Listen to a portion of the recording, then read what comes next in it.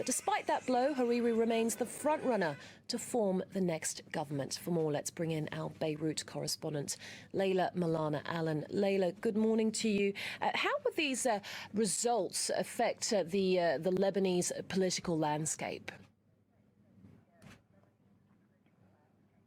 So, as you say, we have had these sweeping gains for Hezbollah, but to be clear, the way that the Lebanese parliament works is it's got a confessional system.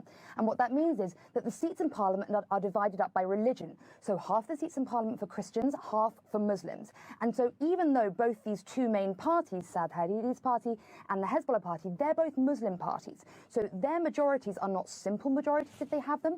They're created with alliances from other people across the parliament. But it does look like Hezbollah's allied bloc is going to have a veto bloc of just over half the votes in parliament. However, because of this system, Saad Hariri is still going to be prime minister because he's still the leading Sunni candidate in the country. And the way that it works is that the president has to be Christian, the prime minister has to be Sunni, and the speaker of the house has to be Shia. So he will hold on. Now, there are a lot of international implications with this because there are several players around the region in this country, one of which is Saudi Arabia that backs Saad Hariri, one of which is Iran that backs Hezbollah, and then we've got Israel to the south, which has been long officially at war with Hezbollah, and they came out yesterday saying if this is the case, they're now going to treat any behavior of Hezbollah as the behavior of the Lebanese government. Now, leaders here being very leadery and saying, you know, we must go ahead and just get on with the country, get on with doing what we need to do here and not worried about what people in other countries are saying about our country. And we should just be happy that we had an election at all.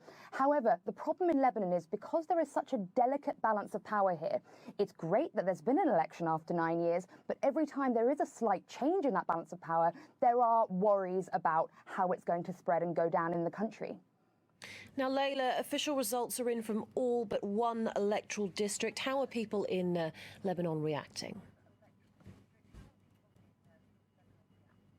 Yes, so the issue here, obviously, it's always unpopular when somebody's party doesn't win. But the problem here isn't so much that, it's the delay. The delay is what's turned this from an unpopular result for some people into a disputed result. So we all day yesterday heard we were going to get results and we didn't. They finally announced 14 of the 15 districts last night because people were getting so frustrated. One is still being recounted this morning, and there have been many promises that with the new voting system, none of these problems would occur again, but they have once again. Now, during the course of yesterday, we started hearing about multiple violations being reported from the Lebanese Association for Democratic Elections, and people angry everywhere. Protests happening. We had some clashes last night. Now, this morning, there are some rainstorms, so things slowing down a bit, and that's sort of been lucky for the country. But we don't know later in the day with this Iran deal announcement, maybe there will be more concerns across the country. So that remains to be seen how people react.